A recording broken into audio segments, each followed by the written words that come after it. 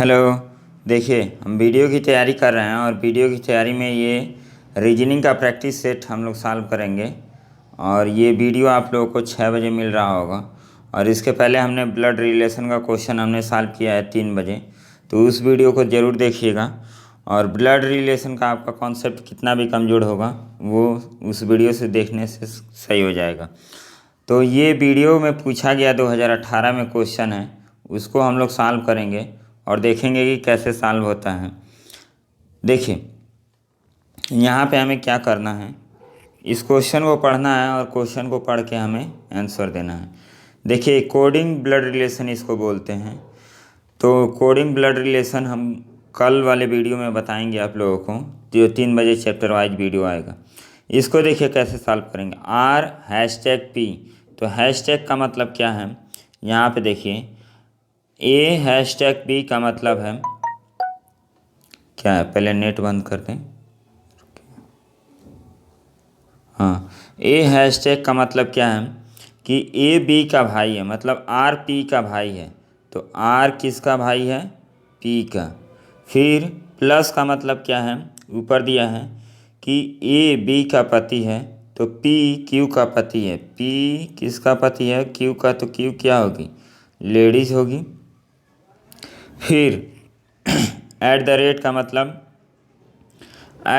यहाँ पे ध्यान से देखिएगा, अभी तक हम लोग A और B लिखा था, लेकिन यहाँ पे क्या लिखा है, B और A। तो B A का बेटा है, B क्या है, A का बेटा है। तो यहाँ पे जो यस होगा Q का बेटा होगा, यस Q का बेटा हो गया। अब यस और डॉलर में क्या संबंध है, B A की बेटी है, तो यस T S की बेटी है। तो T कहाँ हो जाएगा यहाँ पे, और T S की बेटी है। अब क्या पूछा गया है, आपको ये बताना है कि तो नीचे दिए गए कथन का अर्थ विकल्पों में से चुनिए। अब इसमें से हमें सही ऑप्शन चुनना है कि सही ऑप्शन क्या होगा। तो देखिए, R यस के दादा हैं, R यस के दादा हैं। अब देखिए, R यहाँ पर है, R यहाँ पर है और यस यहाँ पे है। इनमें कितने गैप हैं, एक जनरेशन का गैप है। तो एक जनरेशन में केवल माता पिता और पुत्र का संबंध होता है, पुत्र और पुत्री का। जब 3 जनरेशन गैप होता है तब दादा दादी का संबंध होता है। 2 जनरेशन का गैप होता है तब दादा दादी का संबंध होता है। तो पहला ऑप्शन गलत हो गया। फिर P T का चाचा है, P और T, देखिए P और T में कितने जनरेशन का गैप है, 2 जनरेशन का गैप है। और चाचा कितने जनरेशन के गैप में आते हैं, 1 जनरेशन। जैसे हमारे पापा के भाई को भी क्या कहते हैं, चाचा का। तो 1 जनरेशन गैप होना चाहिए। तो ये भी ऑप्शन क्या हो जाएगा, गलत हो जाएगा। नेक्स्ट, यस P का पोता है, यस P का पोता है। इसमें भी देखिए 1 जनरेशन गैप है, 2 जनरेशन गैप पे आता है। T Q की पोती है। अब देखिए यहाँ पे ऑप्शन आपका सही हो जाएगा। ये जो T है Q की क्या है, पोती है, तो ये ऑप्शन करेक्ट हो गया। तो ऑप्शन नंबर आपका D सही हो जाएगा। इसमें 2 जनरेशन गैप हैं और 2 जनरेशन गैप पे दादा दादी पोता पोती का संबंध होता है। 1 जनरेशन के गैप पे पुत्र पुत्री, चाचा चाची, मामा मामी और पापा मामा का संबंध होता है। तो ये आप लोग याद रखिएगा। चलिए नेक्स्ट क्वेश्चन हम लोग करते हैं। एक ही क्वेश्चन था क्या, इस क्वेश्चन को भी हम लोग कर लेते हैं। ये भी वीडियो का क्वेश्चन है, वीडियो में पूछा गया क्वेश्चन है, काफ़ी अच्छा क्वेश्चन है। इसको हम लोग सॉल्व करते हैं। A B का भाई है, A जो है किसका भाई है, B का। फिर जो कि C की बहन है, जो मतलब C की बहन है। यहाँ पे देखिए हु किसके लिए आता है, B, who is sister of C। तो ये कौन सिस्टर हो गई, C की। अभी C का जेंडर हमें पता नहीं है। A B C E और F की संतानें हैं, मतलब इसके पेरेंट्स कौन हो गए, E और F। तो ये हस्बैंड और वाइफ होंगे, लेकिन इनका भी जेंडर अभी पता नहीं है। F का B से क्या संबंध है, F का B से क्या संबंध है। तो हमें F का बताना होगा कि F का रिलेशन B से क्या है। तो या तो पिता होंगे या पुत्र होंगे, या तो पिता होंगी या तो माता होंगी। तो देखिए हम कैसे निकाल सकते हैं, ये डाटा सफिशिएंसी का क्वेश्चन है। यहाँ पे दिया है उपरोक्त प्रश्न का उत्तर देने के लिए नीचे दी गई किस अतिरिक्त जानकारी की आवश्यकता होगी। हमें केवल इसका जेंडर पता हो जाए एफ का, तो हम लोग क्वेश्चन को सॉल्व कर देंगे। सी एफ का पुत्र है, इससे तो हमें नहीं पता चलेगा, इसे सी का जेंडर पता चलेगा, एफ का जेंडर तो हमें पता नहीं चलेगा, तो इसलिए ये ऑप्शन गलत हो गया। ई ए के पिता हैं। अब देखिए इससे आपका क्वेश्चन निकल जाएगा। ई जो हैं ए के पिता हैं, तो ये क्या होंगी, मदर होंगी, तो केवल और केवल बी ऑप्शन आपका सही हो जाएगा। आगे चेक करने की कोई ज़रूरत नहीं है। तो डाटा सफिशिएंसी में ऑप्शन आपका 4 दिया है, 4 ऑप्शन दिए हैं, 4 ऑप्शन में बी आपका सही हो गया। तो क्वेश्चन को आगे बढ़ा दीजिए। देखिए इसको हम लोग सॉल्व भी कर चुके हैं। ये चाइनीज कोडिंग है। चाइनीज कोडिंग को हम लोग कैसे सॉल्व करेंगे इसको देखिए। चाइनीज कोडिंग में बच्चे क्या करते हैं कि सबका कोड निकालने लगते हैं, इससे काफ़ी ज़्यादा समय की बर्बादी होती है। हमें सबका कोड नहीं निकालना होता, हमें देखना है फॉलो का कोड हमें निकालना है। तो फॉलो का कोड हम कैसे निकाल सकते हैं, इस पे ध्यान देना है। फॉलो कहाँ कहाँ दिया है इसको हमें देखना है। फॉलो यहाँ पे दिया है और यहाँ पे दिया है। क्या इसमें और इसमें कोई और स्टेटमेंट कॉमन है? Always follow your passion, follow music on Twitter, मतलब कोई कॉमन नहीं है। तो इसमें देख लीजिए इन दोनों में कॉमन क्या है। तो जेपी और जेपी कॉमन है, तो ऑप्शन क्या हो गया, जेपी। तो देखिए इस तरह हम आसानी से निकाल लेंगे। यदि सारा निकालते हैं तो अभी कितना टाइम लगता। अब हमें निकालना है माइंड का कोड, तो इसका ये ऑप्शन हो गया। माइंड का कोड देखिए, माइंड कहाँ दिया है, माइंड आपका यहाँ दिया है और कहीं दिया है। Always follow your passion, great passion for music, music play और mind, follow music on Twitter. अब देखिए माइंड केवल एक जगह दिया है, तो माइंड का कोड हम कैसे निकालेंगे। तो FISCAG और LW आपका कोड होगा।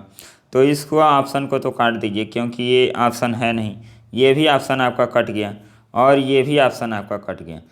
जो माइंड का कोड होगा या तो LW होगा या AG होगा। अब देखिए LW और AG में कौन सा आपका कोड होगा, तो आप देख लीजिए AG यहाँ भी है और AG यहाँ भी है, तो AG आपका कट गया, LW क्या हो गया, आंसर आ गया LW ऑप्शन नंबर सी।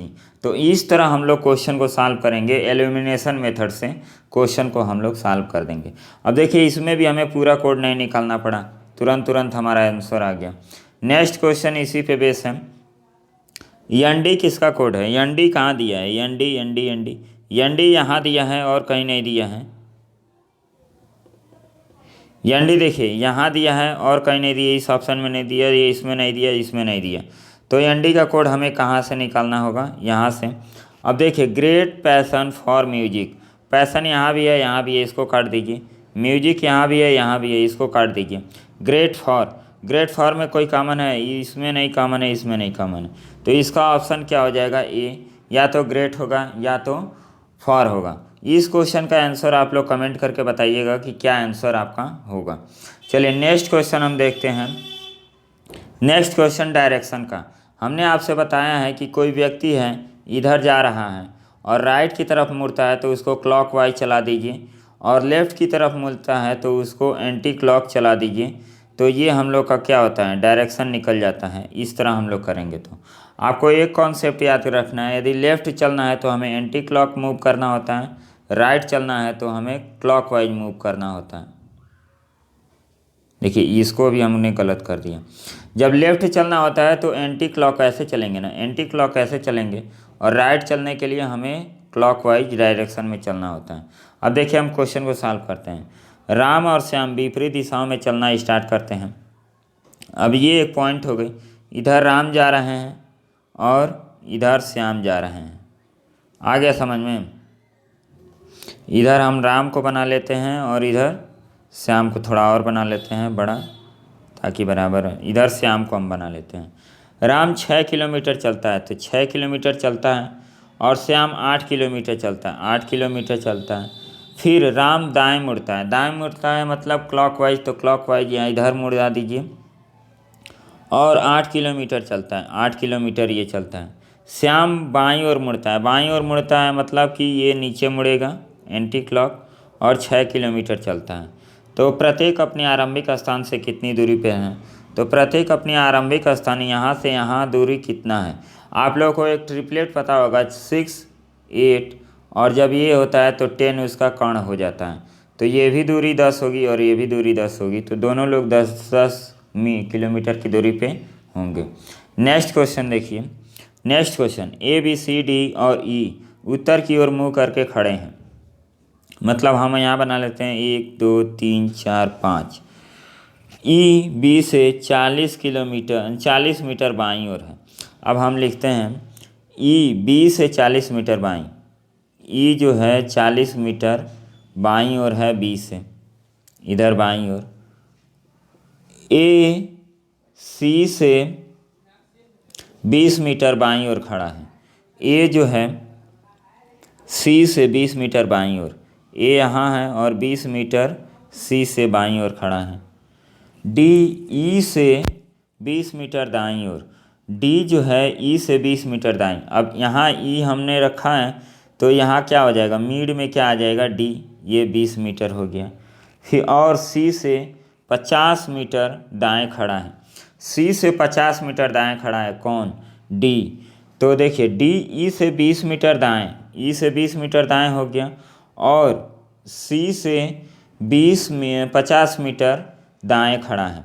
तो अब आप देखिए C इधर होगा तो ये 20 और इनके बीच में कितनी दूरी होगी, 30 की। तो हम लोगों को सारा डाटा मिल गया। अब हम लोग क्या करेंगे, अब हम लोग इसको रख देते हैं कहाँ, B आपका यहाँ हो जाएगा, B के बाद D होगा और D के बाद E होगा, E के बाद आपका हो जाएगा C और C के बाद A। अब देखिए इनके बीच में 20 मीटर का गैप है, इनके बीच में 30 मीटर का गैप है, इनमें 20 और इनमें 20। पूछा क्या है, A और B के बीच में कितनी दूरी है। तो A यहाँ है और B यहाँ है, तो कितनी दूरी है 50 और 50 40 कितना हो गया 90। तो 90 मीटर की दूरी आपकी हो जाएगी। ये डायरेक्शन विद पजल है, तो इसको आपको सेट करना होगा कौन किधर है। तो ये डायरेक्शन में थोड़ा सा टफ क्वेश्चन माना जाता है, तो इसको आप लोग ऐसे सॉल्व करेंगे आराम से।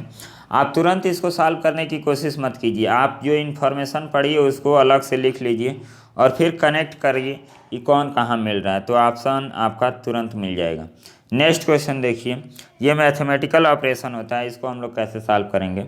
देखिए 60 दिया है, डिवाइड का अर्थ क्या होता है, मल्टीप्लाई। तो मल्टीप्लाई हम 15 कर दिए, 5 कर दिए 5। उसके बाद प्लस दिया है, प्लस का अर्थ क्या है डिवाइड, तो डिवाइड 15 हो गया। फिर माइनस का अर्थ क्या है प्लस, तो प्लस हो गया 20। फिर मल्टीप्लाई का अर्थ हो गया माइनस हो गया 15। तो अब देखिए 15 से इसको काटेंगे तो ये 4 बार में, 4 पंचे कितना होता है 20 और 20 + 20 कितना हो गया आपका हो गया 40 और 40 में से 15 घटाएंगे तो 25। Option number C. चलिए नेक्स्ट क्वेश्चन देखिए। अब नेक्स्ट क्वेश्चन ये भी मैथमेटिकल ऑपरेशन है, लेकिन इसमें कुछ कोड वर्ड दिए गए हैं। कोड वर्ड क्या है, आपको जो m का वैल्यू है 24 तो आप 24 रख दीजिए और गुण मतलब मल्टीप्लाई, j का वैल्यू है 4 तो 4 रख दीजिए और डिवाइड, l का वैल्यू है 8 रख दीजिए, फिर प्लस और j का वैल्यू क्या 4। अब आप इसको मल्टीप्लाई कर लीजिए। अब देखिए यहाँ पे ये डिवाइड है तो क्या आ जाएगा नीचे आ जाएगा, इससे इसको काटेंगे तो 3 आएगा और 3 चौको 12 और 12 4 कितना हो गया 16। तो ऑप्शन नंबर ए आपका राइट आंसर। नेक्स्ट क्वेश्चन देखिए, ये काफ़ी अच्छा क्वेश्चन है। 60 छात्रों की कक्षा में जहाँ लड़कियाँ लड़कों से 2 गुनी हैं, तो यहाँ पे गर्ल हो गई और ये बॉयज़ हो गई, तो लड़कियाँ होंगी 40 और ये होंगे 20। इसको निकालने के लिए आप एक और तरीका अपना सकते हैं। देखिए लड़कियाँ 2 गुनी हैं तो इन दोनों के बीच में रेशियो ये हो गया और रेशियो का टोटल मान कितना हो गया 3 और टोटल से डिवाइड कर दीजिए तो कितनी बार में कटेगा 20। तो ये आ जाएगा 20 और ये आ जाएगा 40। इस तरह भी आप निकाल सकते हैं। वैसे ये काफ़ी आसान क्वेश्चन है, तो आसान है निकालना। इसका 2 गुना हम कर देंगे, इसको 20 मानेंगे तो ये 40 हो जाएगा। कमल क्या है, लड़का है, का पद ऊपर से 17वां, मतलब ऊपर से ये कितने स्थान पे हैं 17 प्लेस पे हैं ये, तो इसके ऊपर कितने लड़के होंगे, लड़के या लड़कियां 16 होंगे। यदि पदों में कमल से आगे 9 लड़कियां हैं, अब देखिए 9 लड़कियां हैं मतलब पदों से आगे मतलब ऊपर क्या है 9 लड़कियां हैं, तो लड़के कितने होंगे, 16 टोटल थे, 16 में से 9 घटा देंगे तो कितना हो जाएगा, 7। तो 7 लड़के ऊपर हैं, तो कितने लड़के उसके पीछे हैं, मतलब इसके नीचे कितने लड़के हैं इसको निकालना। 7 तो इधर आ गए और 8वां नंबर का इधर आ गया, टोटल कितने हैं, 20 लड़के हैं। तो इधर कितने होंगे, 12 लड़के और इधर होंगे, तो 12 8 20। तो ऑप्शन नंबर ए आपका राइट आंसर आ जाएगा। इस क्वेश्चन को समझ के फिर से लगाने की कोशिश कीजिएगा। नेक्स्ट क्वेश्चन देखिए, ये छोटा सा पजल है, इसको सॉल्व करते हैं। एक सभा में 7 सदस्य एक पंक्ति में बैठे हैं। सी बैठा है बी के बाईं ओर, तो बैठा है किसके बाईं ओर, बी के बाईं ओर, किंतु डी के बाईं ओर। अब देखिए इस क्वेश्चन को हम लोग पढ़ेंगे। सी बैठा है बी के बाईं ओर, किंतु डी के बाईं ओर। डी के बाईं ओर मतलब ये जो सी है डी के भी बाईं ओर बैठा है और बी के भी बाईं ओर बैठा है। इस तरह हम कर सकते हैं, नहीं कर सकते हैं। अब देखिए जो पहला स्टेटमेंट दिया है सी बी के बाईं ओर, तो एक एक स्टेटमेंट को हम लोग सॉल्व करेंगे। सी जो बैठा है बी के बाईं ओर बैठा है और डी के भी बाईं ओर बैठा है, तो डी के भी बाईं ओर बैठा है सी। अब देखिए हम लोग डी को हम यहाँ क्यों नहीं ले सकते हैं यहाँ पे, इसका रीज़न है डी यहाँ भी हो सकता है तब भी सी बाईं ओर होगा, और डी यहाँ भी हो सकता है तब भी सी क्या होगा, बाईं ओर होगा, इसलिए हम नहीं लेंगे। नेक्स्ट क्या बैठा है, ए बैठा है बी के बाईं ओर, तो ए को हम यहाँ लिख देते हैं, ए बैठा है बी के बाईं ओर। एफ बैठा है ई के दाईं ओर, ई के दाईं ओर कौन बैठा है, एफ बैठा है। ई के दाईं ओर कौन बैठा है, एफ बैठा है, किंतु बी डी के बाईं ओर, ये डी के बाईं ओर। एच बैठा है ई के बाईं ओर, मतलब एच यहाँ पे बैठेगा, तो बीच में कौन बैठा है। अब इसको हमें सेट करना है। यहाँ से देखिए किसकी सेटिंग हम कर सकते हैं, एच ई एफ फिर डी। डी के दाईं ओर कौन है, बाईं ओर कौन है, यहाँ पे सी है,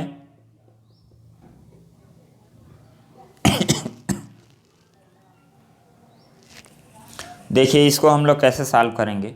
यहाँ पे एच हो गया, एच के बाद ई हो गया, ई के बाद एफ हो गया, और एफ के बाद क्या है, डी है, और डी के इधर क्या है, सी है, और सी है, सी के बाद क्या है, बी है और ए है। तो हमारा बी और ए यहाँ भी हो सकता है, बी और ए यहाँ भी हो सकता है, लेकिन इसको हम लोग कन्फर्म इस स्टेटमेंट से करेंगे। सी बी के बाईं ओर, सी है बी के बाईं ओर, किंतु डी के बाईं ओर। अब डी के बाईं ओर कह रहा है ना, तो डी के बाईं ओर भी हम लोग लगाएंगे, तो डी के बाईं ओर भी हो गया और सी के भी बाईं ओर हो गया, तो सी के भी बाईं ओर आपका आएगा। तो देखिए ए आपका ए बी यहाँ भी आ सकता है और ए बी यहाँ भी आ सकता है, लेकिन क्वेश्चन क्या पूछा है कि बीच में कौन बैठा है।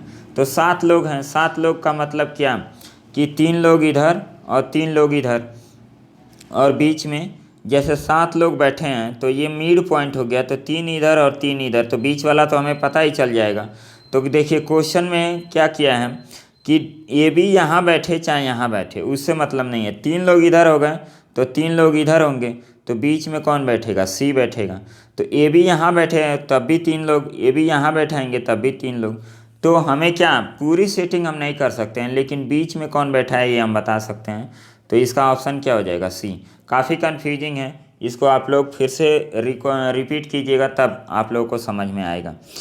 देखिए 7 में क्या होता है, 3 इधर और 3 इधर, बीच में जो बैठता है वही बीच का होता है, तो बीच में हम सी को बैठाएंगे। ए बी का प्लेस हमें कंफर्म नहीं है कि डी के इधर होगा, डी के बाईं ओर होगा, डी के दाईं ओर होगा, लेकिन सी का कंफर्म हो गया कि सी बीच में बैठेगा। नेक्स्ट क्वेश्चन हम लोग सॉल्व करते हैं। कितनी बार एक सम संख्या के बाद विषम संख्या, मतलब इवन के बाद ऑड आया है, ऑड को ओ से डिनोट करते। तो यहाँ पे देखिए इवन ऑड 1, इवन ऑड 2, यहाँ पे 3, फिर यहाँ पे 4, 4 के बाद यहाँ पे 5, तो 5 आपका राइट आंसर हो जाएगा। नेक्स्ट क्वेश्चन देखिए, काफ़ी आसान क्वेश्चन, देखते ही पता चल गया। NUMR, MB और ER ऐसे फ्लक्चुएट कर दिया है, तो हम लोग भी क्या करेंगे, इनको क्रम में सजा दिया गया है। तो यहाँ पे GH लिखा है, तो GH का मतलब क्या, HG किसका किसका है, इसको काट दीजिए, इसको काट दीजिए। HG हम लिखेंगे, HG हो गया, HG हो गया। अब यस और O, अब देखिए T का पेयर नहीं है, तो T के पेयर को छोड़ दीजिए, तो ऑप्शन नंबर आपका C हो जाएगा। नेक्स्ट क्वेश्चन एनालॉजी का क्वेश्चन है, काफ़ी अच्छा क्वेश्चन है। इसको देखिए, तालिका, पोस्टर, आरेख, चित्र और यहाँ पे दिया है कागज़। तो यहाँ पे देखिए पोस्टर, तालिका, आरेख और कागज़, ये तीनों कहीं ना कहीं क्या है, कागज़ से भिन्न है। कागज़ पे क्या है, एक आपका ऑब्जेक्ट दे दिया है कि कागज़ ये प्रेजेंट कर दिया है। कागज़ पे हम कागज़ का पोस्टर भी बना सकते हैं, कागज़ का तालिका भी बना सकते हैं, आरेख चित्र भी बना सकते हैं और चित्र भी बना सकते हैं। तो इसमें डिफरेंट क्या होगा, कागज़ आपका डिफरेंट हो जाएगा। तो यह ऑप्शन नंबर डी आपका राइट आंसर हो जाएगा। इसमें देखिए चचेरा भाई बहन, माँ, चाचा, पिताजी और चाची। तो देखिए भाई बहन का जो रिलेशन होता है ब्रदर सिस्टर का, यहाँ पे होता है, और यहाँ पे क्या होता है, चाचा चाची, पापा मामा और मामा मामी, ये सब होते हैं। तो ये जो जनरेशन दिए गए हैं हमसे ऊपर दिए गए हैं, और ये हमारे जनरेशन के हैं, तो ये क्या हो जाएगा, भिन्न। ऑप्शन नंबर ए आपका राइट आंसर हो जाएगा। इसके बाद कोई क्वेश्चन नहीं है, ये लास्ट क्वेश्चन है, इसको हम लोग देखते हैं। ये सिलॉक्स क्वेश्चन हम लोग पूरा कंप्लीट कर चुके हैं, उस वीडियो को आप लोग ज़रूर देखिएगा, आप लोग के कॉन्सेप्ट सारे बन जाएंगे। अब देखिए यहाँ कुछ हरे नीले हैं, कुछ हरे नीले हैं, तो नीले हैं, ये हो गया। कोई नीला श्वेत नहीं है, कोई नीला क्या है, श्वेत नहीं है, तो इसका इससे संबंध नहीं है। अब हमें कॉन्सेप्ट को हम फिगर बना लिए, फिगर ऐसे ही बनाएंगे, अपने मन से फिगर नहीं बनाना है। अब पहला स्टेटमेंट पढ़ते हैं, कुछ नीले हरे हैं, कुछ नीले हरे हैं, मतलब ये आपका राइट आंसर हो गया। कुछ श्वेत हरे हैं, अब देखिए इसमें और इसमें कोई जानकारी नहीं दी गई है कि कुछ श्वेत हरे हैं कि नहीं है। अब ये वाला जो पोर्शन है, ये वाला, इसके बारे में कन्फर्म हमें जानकारी है कि कुछ हरा क्या है, श्वेत नहीं है, लेकिन कुछ श्वेत हरे हैं, इसके बारे में हमें जानकारी नहीं है। यदि देता, अब देखिए अगला ऑप्शन वही है, तो ये ऑप्शन क्या हो गया हम लोग का, ये ऑप्शन गलत हो गया। नेक्स्ट है कुछ हरे श्वेत नहीं है। अब देखिए ये नीला और श्वेत में क्या निगेटिव का रिलेशन है, तो इतना जो हरा का पोर्शन है ये क्या होगा, ये भी श्वेत नहीं होगा। तो इसका मतलब क्या, थर्ड वाला ऑप्शन भी आपका राइट हो गया। सिलॉक्स का जो पार्ट 2 हमने डाला है वीडियो, उसको आप लोग ज़रूर देखिएगा, वो काफ़ी इम्पोर्टेंट वीडियो है, तो उससे आप लोगों को और कंसेप्ट क्लियर होगा। तो इसमें जो नीला का पार्ट बन गया है हरा, वो क्या होगा, ये सफ़ेद नहीं होगा। सभी सफ़ेद हरे हैं, सभी सफ़ेद हरे हैं, ये तो कदापि नहीं होगा। तो ऑप्शन 1 और 3, ऑप्शन 1 और 3 यहाँ है, सी ऑप्शन आपका हो गया।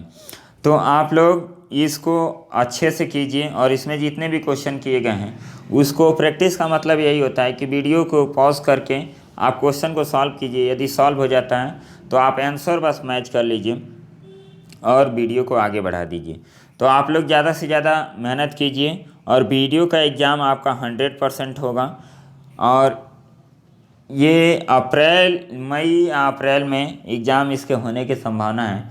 तो आप लोग इसकी तैयारी अच्छे से कीजिए, और ये मौका जो मिला है हमें गंवाना नहीं है, और इस मौके को हमें भुनाना है। आप लोग टेलीग्राम चैनल ज़रूर ज्वाइन कर लीजिएगा, टेलीग्राम, तो उसमें आप लोगों को PDF मिल जाया करेगा।